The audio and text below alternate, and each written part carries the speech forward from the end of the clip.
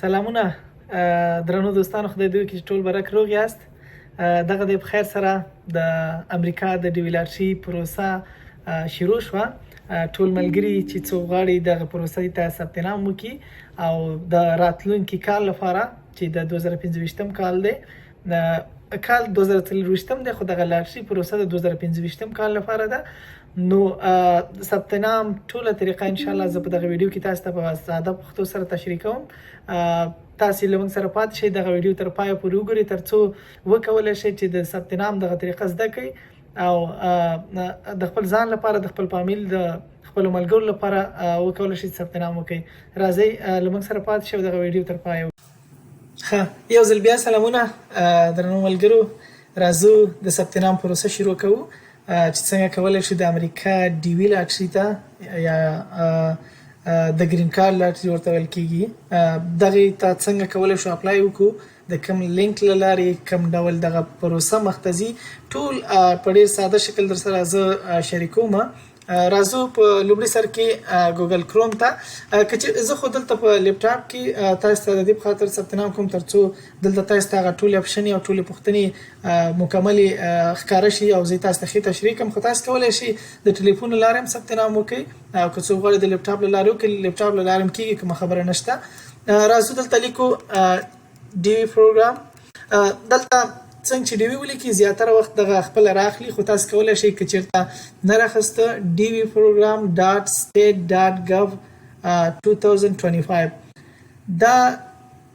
را روان کال 2023 دی، خو علت د دې دا دلته چې 2025 لیکلی دغه پروسه چې کوم ده، دغه ثبت نام چې کوم دی دا د 2025 کال لپاره دی. نو د دې په خاطر باندې موږ راځو دغه اولنې لینک کلیک کوو، اولنې ویب سایټ کلیک کوو. زیاتره وخت دلته مختلف ویب سایټونه راخلي. تاسو کوشش وکړئ چې دغه سي دا کوم چې دلته لیکل دي دغه ویب سایټ ته لاړ شئ. دا سنشي چې تاسو په یو غلط ویب سایټ کې ثبت نام وکړئ او بیا هغه ټول وخت هم ضایع کړئ او تاسو کار مونږ شي. نو راځو په دغه ویب سایټ باندې کلیک کوو. دلته چې کله دغه ویب سایټ کلیک کړئ دلته د ډیویلارشي مربوط ځینې ویب سایټونه راخلي. لومړی ویب سایټ هغه ویب سایټ دی په کوم کې چې موږ کولای شو ثبت نام وکړو، دغه ټول اپلیکیشن چې کوم دی په دغه ویب سایټ کې سبمیټ کیږي. لاندې چې دغه کوم لینک دی دغه هغه ملګری، هغه دوستان چې غواړي د ډیویلارشي په اړه نور معلومات پیدا کړي، دغه ټوله پروسه معلومه کړي، دغه ټول کوم شیان چې په ډیویلارشي کې پکاريږي، کوم هیوادونه کولای شي چې ثبت نام وکړي، کوم نشي کولای، دغه ټول معلومات په دغه لینک کې شته. تاسو کولای شئ دغه لینک ته ورشئ او هغه ټول معلومات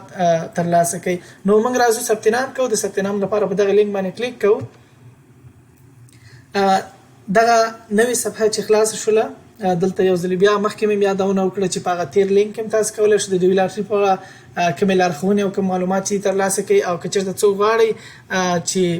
اضافه معلومات د ډیویلارشي د پروسې په اړه پیدا کړي یا کوم لارښوونې چې دي هغه تاسو کولای شئ دغه ویب سایټ کې دغه اپشن کلیک کړئ. ډیوی 2025 انسترکشن چې کوم دی د دغه لارې تاسو ټول معلومات ترلاسه کولای شئ. خو من معلومات ته ضرورت نه لرو ځکه تاسو سره ما مخکې په نور ویډیوګانو کې معلومات او پروسه ټول تشریح کړې ده. دویم اپشن دلته د تصویر مختلف مثالونه دوی لري چې څه ډول عکس تاسو باید د ډیویلارشي لپاره وباسئ، څه ډول عکس تاسو باید ولرئ چې د ډیویلارشي ته ثبت نام پې وکړئ. عکس ډیر مهم دی. د عکس سایز باید 600 په 600 پکسل کې یا 1200 په 1200 کې. دغه دواړو کې چې هر یو سایز تاسو کولای شئ چې مثلا دغه عکس باندې ثبت نام وکړئ. عکس باید په سپین بیک ګراوند کې، په بیک ګراوند کې داسې کمبل رنګ نه، ساده عکس ایډیټ پکې باید نه شوی، ورسره په څنګ کې عینه کې او یا نور داسې اضافي شیان په عکس کې ونه لري. نو دلته به زه ورشم ترڅو تاسو ښه وپوهیږئ. دغه ویب سایټ کې خپل د عکس مثالونه شته،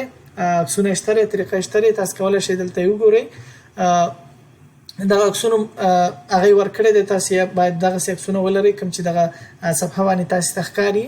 که چېرته تاسو کوم عکس لرئ غواړئ هغې سایز برابر کړئ، تاسو کولای شئ چې دغه پټو ټول باندې کلیک کړئ او دغه خپل عکس دوی ته اپلوډ کړئ، دوی ته په هغه سایز برابروي او هماغسې عکس درته جوړوي. خو زما مشوره کوم نه هغه کسخانې ته چې تاسو ورځئ هغوی ته ووایي چې موږ ته د امریکا د لاټري لپاره عکس واخله. هغوی زیاتره نفر په دې پوهېږي چې د لاټري عکس په کوم اصولو باید واخیستل شي، نو دغه به ټول نښه لري. خو بیا هم که څوک نشي کولی، تاسو کولی شئ دغه پټو ټول ته ورشئ او هغه خپل عکس پکې جوړ کړئ. نو دلته ځینې مثالونه ورکړي دي چې دغه کوم عکس سم دی او کوم سم نه دی، تاسو دغه ښکاره لیدلی شئ. راځو د عکس په اړه مې تاسو ته مخکې ډېر معلومات درکړي. ثبت نام پروسې ته موږ غواړو د 2025 کال د ډي وي لاټري لپاره ثبت نام وکړو، او هغه لپاره چې کله تاسو هغه ویب سایټ خلاص کړئ، دلته به راشئ د بیګن انټري اپشن به کلیک کړئ. کله چې تاسو دا اپشن کلیک کړئ، دغلته تاسو ته یو نوې صفحه راځي چې دغه کوم کوډ چې تاسو ته په دغه صفحه باندې ښکاري، دغه کوډ باید تاسو ولیکئ. که په هر ډول کوډ دغلته لیکل شوی، تاسو باید همغه کوډ ولیکئ.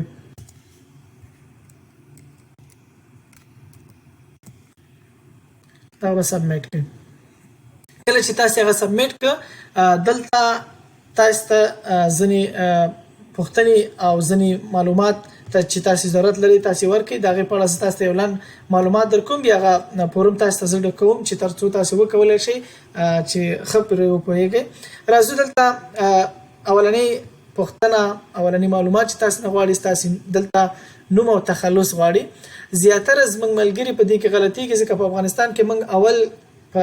هر ځای کې اول موږ خپل نوم لیکو، ورپسې تخلص لیکو. خو دلته سیستم بدل دی، دلته تاسو باید اول تخلص ولیکئ، لاست یا فیملی نیم چې ورته ویل کېږي، او دلته باید خپل نوم ولیکئ. نو تاسو کولی شئ فرست نیم کې فرض مثال یو څوک نومیږي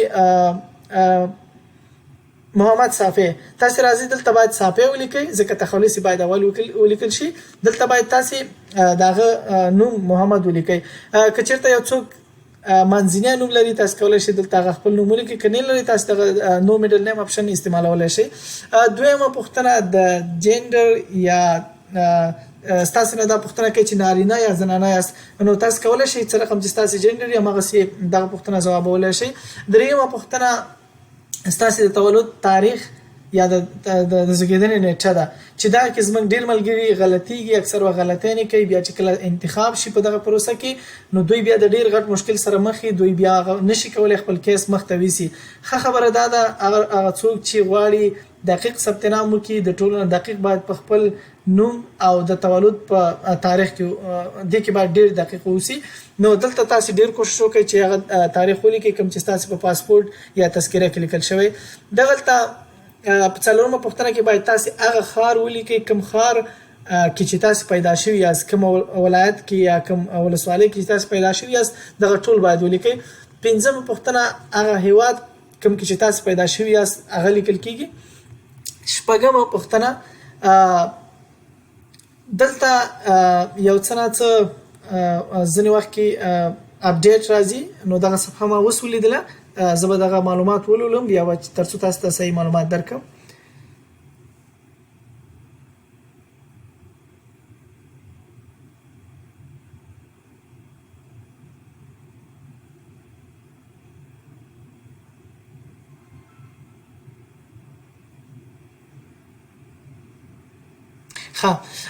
دلته هغه نفر چې فرض مثال په پاکستان کې پیدا شوی یا په چاینا کې پیدا شوی یا په بنگلاديش کې پیدا شوی او دوی اوس په داسې یو هیواد کې اوسېږي چې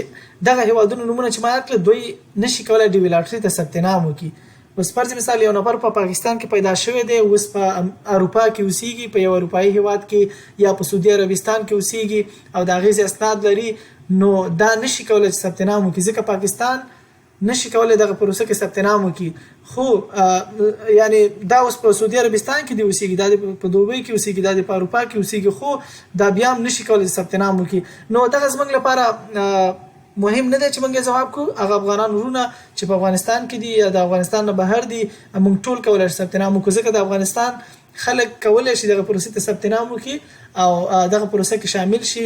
زمونږ هیوادوال که پر هیواد کې تاسو ټول ډاډه کولی شئ ثبت نام وکړئ. نو دغه پوښتنه هم دغسې پرېږدئ څنګه چې دا یاسې پرېږدئ، ځکه موږ که په افغانستان کې څوک پیدا شوي او افغانستان کې هم کولی شي ثبت نام وکړي. او که یو څوک په افغانستان کې پیدا شوی یا په بل اروپایي هیواد کې یا په خلیج ملکونو کې هغه هم کولای شي ثبت نام وکړي. زموږ لپاره دغه ضرورت نشته چې ځواب وکړو. راځو عکس ته. ډیره مهمه برخه دغه ده، تاسو باید عکس د لاټري په اصول برابرۍ ما مخکې ویډیوګانو کې یادونه کړې ده. اوس مې تاسو ته مثالونه د عکس وښودل. دغه عکس باید 600 په 600 یا 1200 په 1200 کې سایز ولري. سپین بیک ګراوند کې عینه کې تاسو پکې ونه لري. په عکس کې دغه ټول کوم شیان چې په الته په ویب سټ کې هغه ټول باید تاسو تعقیب کړئ، ځکه که تاسو عکس خرابې دوی هغه ثبت نام چې کوم دی هغه مخکې نه ځي. نو دغه برخه کې تاسو ډیر پام وکړئ. میلینګ اډرس تاسو کولای شئ، په افغانستان کې موږ میلینګ اډرس نه لرو، خو بیا هم تاسو کولای شئ چې دلته زه درته وروسته بیا ډکوم هماغسې هغه ولسوالي او کوم کلي کې چې اوسېږئ، کوم ولایت کې اوسېږئ، کوم وطن کې اوسېږئ، ټول کولای شئ دلته تاسو اډ کړئ. نهمه پوښتنه دا ده، مخکې چې کوم ادرس پوښتنه کوله چې مثلا هغه وخت کې دا غوښتل چې تاسو په کوم هیواد کې پیدا شوي یاست. اوس پوښتنه کوي چې اوس په کوم هیواد کې یاست. هر هیواد کې چې تاسو اوسېږئ تاسو کولای شئ هغه دلته انتخاب کړئ. لسم د ټلیفون نمبر دی، تاسو کولای شئ خپل ټلیفون شماره پکې ولیکئ. ضرور نه ده که څوک نه غواړي چې پکې ولیکي، مشکل نشته دی، دغه کولای شئ سکیپ یې کړئ. 11 ایمیل اډرس دی، تاسو باید ایمیل اډرس ولرئ. د ایمیل اډرس ډیر مهم دی. کوم ایمیل اډرس چې تاسو دلته ثبت نام کوئ هغه باید له ځان سره تر حد اقل تر هغې پورې وساتئ ترڅو چې دغه ثبت نام ریزلټ راوځي. که چیرته تاسو قسمت کار کړی په دغه پروسه کې سلیکټ شوي، نو دغه ایمیل یوازینۍ لاره ده چې دغه لارې بیا تاسو کولای شئ خپل کیس مخته ویسئ. نو کوشش وکړئ هر ایمیل چې تاسو دې کې اچوئ هغه له ځان سره وساتئ. A او B خانه دواړو کې باید تاسو یو ایمیل ورکړئ، دواړه باید یو شانی. دغه د کنفرمیشن په خاطر دغه دویمه خانه کې باید تاسو ولیکئ. 12مه پوښتنه ستاسو د تعلیم په اړه کوي. د ډیوی لاټري لپاره شرایط او قوانین دا دي چې تاسو باید یا له مکتب څخه فارغ یاست او یا که مکتب نه حد اقل تاسو باید یو 2 کلنه کاري تجربه ولرئ. فرض مثال یو نفر د مکتب نه دی فارغ، مکتب نه دی ویلی، خو دا باید 2 کاله یو مسلک سرټیفیکیټ یو سند ولري چې د په یو مسلک کې 2 کاله کار کړی او هغه تجربه ولري. نو د دغه لپاره تاسو کولای شئ هغه نفر چې مکتب نه فارغ هغه کولای شي د مکتب نه انتخاب کړي، که د پوهنتون نه فارغ پوهنتون، ماستري، ډاکټري، هر ډول هغه چې تاسو ولرئ تاسو کولای شئ انتخاب کړئ. خو شرط یې دا دی چې د 12م صنف سند یا ولري یا 2 کلنه کاري تجربه ولري. که دغه دواړو نه هیڅ کوم یو ونه لري نو نشي کولای ثبت نام وکړي. 14مه پوښتنه ستاسو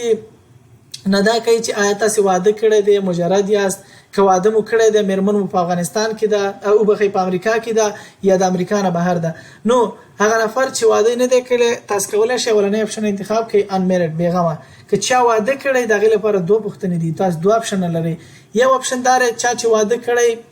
او میرمنې په افغانستان کې یا اروپایي هیواد کې یا خلیج ملکونو کې یو کې چې هغه باید دغه انتخاب کړي. دویم اپشن دغه چا لپاره دی چې مثلا یو نفر دی په اروپا کې اوسېږي، افغانستان کې اوسېږي یا په نورو هیوادونو کې اوسېږي، خو میرمنې په امریکا کې یا دایمي اوسېدونکې ده یا سټیزن ده، تاسو کولای شئ هغې کې بیا دغه اپشن انتخاب کړئ.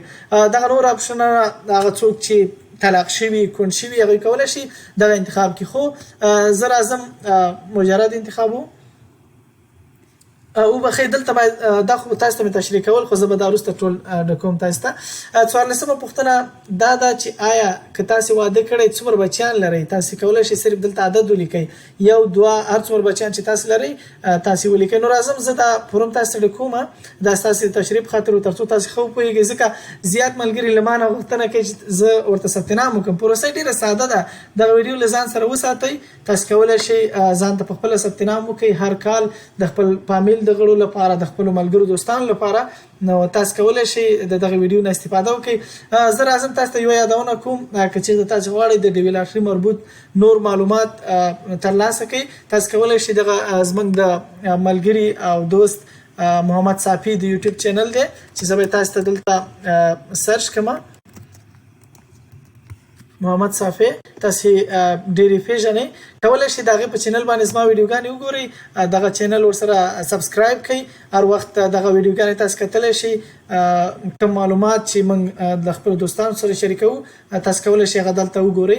که چېرته تاسو غواړئ کومه پوښتنه ولرئ او کوم هغه کې بند راغلی یاست تاسو کولای شئ دلته زما د فیسبوک اکاونټ ته ورشئ دغه زما د فیسبوک اکاونټ دی تاسو کولای شئ ماته میسج وکړئ او زه تاسو ته ډایرکټ جواب درکولی شم ډیره بخښنه له زیاتو ملګرو غواړم چې میسجونه یې کړي دي میسجونه زیات تر څو زه تاسو ته وخت پیدا کړم او جواب درکړم راځو دغه فورم د سبمیټ کولو په خاطر زه ځینې معلومات لیکم تر څو دغه پروسه مخکې لاړ شي دویمه برخه تاسو ته تشریح کوم زه تخلص دلته لیکم خان همداسې یو نوم لیکم تر څو تاسو ښه وپوهیږئ په فرست نیم کې یا نوم کې زه اتل لیکم نو دا اتل زما خپل نوم شو خان مې تخلص شو دغه برخه ته ډیر متوجه اوسئ میډل نیم منځنی نوم چې ورته ویل کېږي په ساده اصطلاح که تاسو لرئ کولای شئ ویلي کې که نه لرئ تاسو نو میډل نیم انتخابولی شئ بله مهمه خبره چې زه غواړم یادونه وکړم دغه فورم 10 دقیقې وخت لري چې په 10 دقیقو کې باید تاسو ډک کړئ که 10 دقیقو نه وخت زیات واوړي دا ایکسپایریږي تاسو باید له سره بیرته اپلای وکړئ نو دغه د خاطر زه دا خبرې هم ډېرې زر کړم تر څو دغه وخت را باندې ختم نشي او دغه پروسه له سره نشي دویم پوښتنه تاسو مې یادونه وکړه درته مې تشریح کړه که چېرته ستاسو سره کوم جنډر چې یاست هلک یاست جلی یاست تاسو کولی شئ دغه انتخاب کړئ زه دلته هلک انتخابوم د تولد کال میاشت ورځ دا ډیر مهم دي مخکې مې په دې باندې تاسو ته خبرې وکړلې د پاسپورت او تذکرې نه باید تاسو ولیکئ کوم چې هغې کې زموږ اکثره وخت د ټولو افغانانو جنوري یعنی اوله میاشت او زم دلته لیکم اوله میاشت دویم تاریخ 2001 کال تاسو کې هم کولی شئ دلته خپل د تولد کال ولیکئ دلته د هغې ښار نوم باید تاسو ولیکئ د هغې ولسوالۍ نوم ولیکئ چې کوم ځای کې تاسو پیدا شوي یاست زه دلته لیکم سلطان اسداباد کونړ اولنۍ باید تاسو ولسوالۍ ولیکئ ورپسې ښار ولیکئ ورپسې چې دی د ولایت نوم ولیکئ د دغه سره څنګ کې بیا پنځمه پوښتنه د هیواد کې چې کوم هیواد کې تاسو پیدا شوي یاست زه افغانستان کې پیدا شوی یو نفر په سعودي عربستان کې پیدا شوی دی یو نفر په اروپا کې هر هیواد کې چې تاسو پیدا شوي یاست هغه باید دلته ولیکئ شپږمه پوښتنه تاسو ته مې مخکې تشریح کړله چې د دې هغه نفر چې افغانان دي او په افغانستان کې پیدا شوي دي یا په نورو هیوادونو کې پیدا شوي دي غیر له پاکستان چاینا بنگلاديش او ځینې نور هیوادونه دي چې هغه الیجیبل نه دي د هغې لپاره تاسو کولی شئ په انټرنیټ کې سرچ وکړئ هغې کې پیدا شوي غیر له دغه هیوادونو نو چې په هر هیواد کې پیدا شوي تاسو کولی شئ دغه یس انتخاب کوي یا څنګه چې انتخاب شوی دی همدغسې پرېږدئ راځو اووم چې عکس دی تاسو ته مې تشریح کړ چې څه رقم عکس یې دغسې په هغه خپلو اصولو عکس دلته ما یو عکس د انټرنیټ نه ډاونلوډ کړی دی زه به هماغه عکس ته راشم تر څو هغه دلته اپلوډ کړم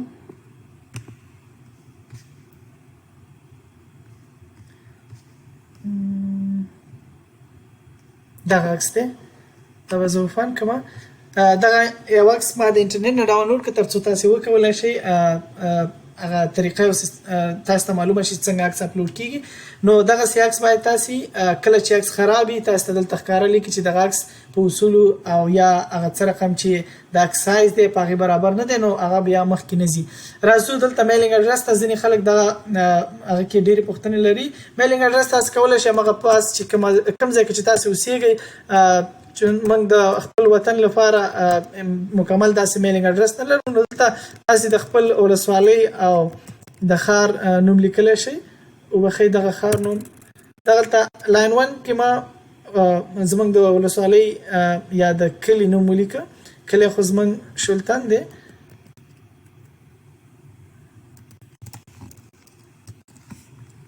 وبښئ زه به دغه ټول روان کړم زما ټایپینګ باندې شلتن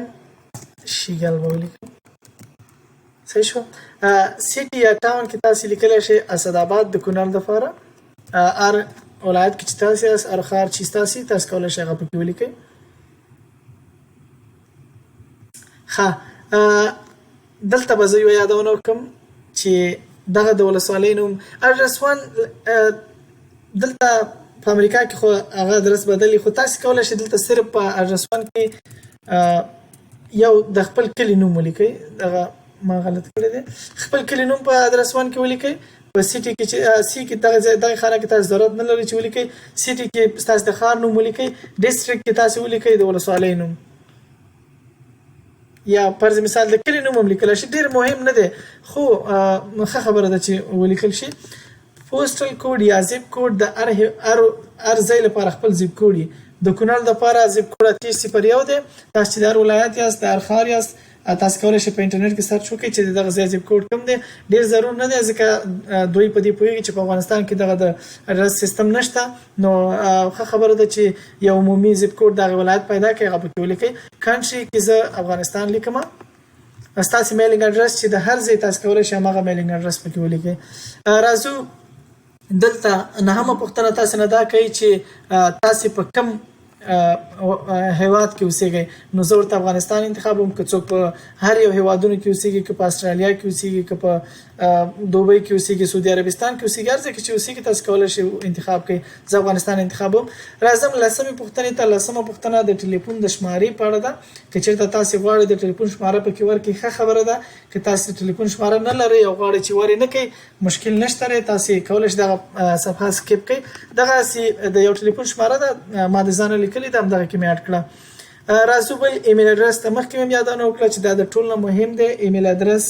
باید له ځان سره وساتئ تر هغې چې ستاسو رزلټ اعلانېږي نو دغلته ما یو ایمیل لیکم هسې د ځانه تر څو تاسو ته زه طریقه وښیم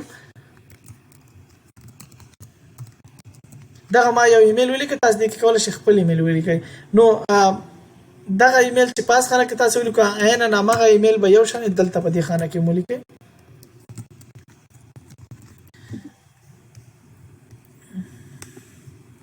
راځو دولسمې پوښتنې ته دولسمه پوښتنه مخکې مې تشریح کړه تاسو ته چې تاسو د تعلیم سویه چې هر څومره یې لیکلی شي زه پکې د مکتب د 12 صنف هغه لیکم ورپسې څنګ کې 14مه پوښتنه که چېرته تاسو واده کړی که چېرته تاسو مجرد یاست که واده مو کړی هغې دپاره خپل اپشن شته دی چې تاسو میرمن په افغانستان کې ده یا د افغانستان نه بهر په امریکا کې ده تاسو همغسې کولی شئ انتخاب کړئ وبخښئ زه دلته مجرد انتخابوم انمیرډ انتخابوم تاسو کولی شئ کوم چې تاسو ستاسو حالت یې همغسې انتخاب کړئ دلته د بچیانو تاسو لیکلی شئ چې څومره بچیان تاسو لرئ ما مجرد انتخاب کړی دی زه دلته بیخي صفر لیکم یا بیخي نه لیکم خو هغه څوک چې بچیان لري تاسو کولی شئ چې بچیان دغلته انتخاب کړئ چې زه 2 بچیان لرم یو بچی لرم تاسو کولی شئ انتخاب کړئ راځو کانټینیو وهو دویمې برخې ته ځو دلته لمنګ نه کوم شی پاتې شوی دی یو مصبي ما تاسو ته مخکې یادونه وکړله چې دغه عکس باید په هغه کې برابري په سایز یې برابري دا ما د ویب سایټ د انټرنیټ نه ډاونلوډ کړی دی زما په نظر باندې د دې هغه سایز برابر نه دی زه دا ویډیو سټاپ کوم دغه د عکس سایز برابروم او د هغې نه وروسته تاسو سره دویم بخش ته ځم دوستانو ما د عکس هغه سایز برابر که عکس مې اپلوډ که اوس راځم کانټینیو وهم هغه اولنۍ برخه تکمیل شوله دغه ټول معلومات کوم معلومات چې ته موږ داخل کړل دغه ټول معلومات تاسو دلته کتلی شئ ځان مطمئن کړئ چې ټول معلومات هم سم دي که کومه غلطي پکې وه تاسو کولی شئ بېرته لاړ شئ او دغه ټول معلومات چې دی ایډیټ کړئ او بیا پکې کوم شی چې اصلاح کول غواړي هغه تاسو اصلاح کړئ نو ټول معلومات زموږ سم دي زه ورته وایم کوم داسې شی نشته چې زه یې پکې بدل کړم راځم سبمیټ چې مې ووهه دغه ثبت نام پروسه تکمیل کیږي دلته به تاسو ځان ډیر مطمئن کوئ چې کومه غلطي له تاسو نه ونه شي چې تر څو تاسو ثبت نام کې کومه غلطي شوي اصلاح کړئ که چېرته اصلاح نه کوي او سبمیټ هم که بیا د هغې نه وروسته تاسو دغه غلطۍ نه نشئ اصلاح کولی نو ثبت نام کې غلطي نشته زه راځم سبمیټ کلیک کوم سبمیټ چې مې کلیک کړ دغه ورقه ماته راغله دا ورقه د ټولو نه ډیره مهمه ورقه ده چې تاسو باید له ځان سره وساتئ خصوصا دغه کنفرمیشن نمبر چې ورته ویل کېږي دا کله چې ستاسو لاټري نتیجه اعلان شوله په دغه کنفرمیشن نمبر سره تاسو کولای شئ خپل ریزلټ وګورئ، خپل نتیجه وګورئ. که چېرته تاسو دغه کنفرمیشن نمبر ونه لرئ تاسو نشئ کولای خپل نتیجه وګورئ. نو دغه ورقه ښه خبره ده چې تاسو ځان سره ثبت کړئ یا یې پرینټ کړئ، ځان سره وساتئ او بیا وکولای شئ چې خپل ریزلټ یا نتیجه پې وګورئ. نو دغه زموږ په وس کې و. زما یوازینی مقصد دا دی ترڅو د خپلو هیوادوالو ملګرو سره په دغه برخه کې کومک وکړم، ځکه کوم وخت چې زه خپله په دغه پروسه کې انتخاب شوم ما هیڅ معلومات نه درلودل. ډیره هڅه مې وکړه چې د چا سره په تماس کې شم، یو ځای نه معلومات ترلاسه کړم. نو هغه حالت زه ما درکړی دی، ما باندې تیر شوی دی. نو زه غواړم چې تاسو ته دغه پروسه اسانه کړم. انشاءالله څوک چې سلیکټ شو انتخاب شو د هغې لپاره زه کولی شم همکاري ورسره وکړم، پروسه یې مخکې ورسره ویسم څومره چې زما په وس کې څومره معلومات چې زه لرم. شاید ځینې معلومات زما غلط دي، زه صحیح معلومات ونه لرم، نو هغې بخش کې به بیا تاسې بخشش کوئ. نور زه ستاسې په خدمت کې یم. انشاءالله کله چې ریزلټ اعلان شو د ریزلټ لپاره بیا زه بله ویډیو تاسو ته جوړوم چې تاسو څنګه کولی شئ خپل ریزلټ وګورئ. نو نور تاسو ته ښه قسمت او خدای دې وکړي چې ټول پکې سلیکټ شي یا انتخاب شي. د خدای په امان.